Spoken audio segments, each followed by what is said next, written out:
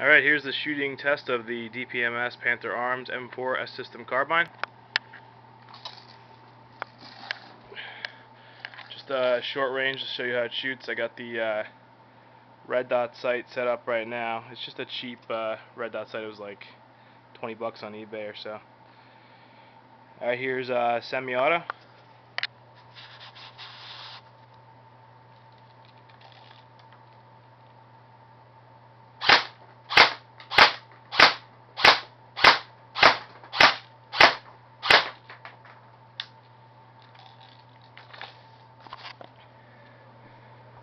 And again, this isn't a long-range test, but it's very accurate for how I've calibrated it. If you wanted to do this for scrimmaging, I would adjust the hop up, and I'll show you full auto.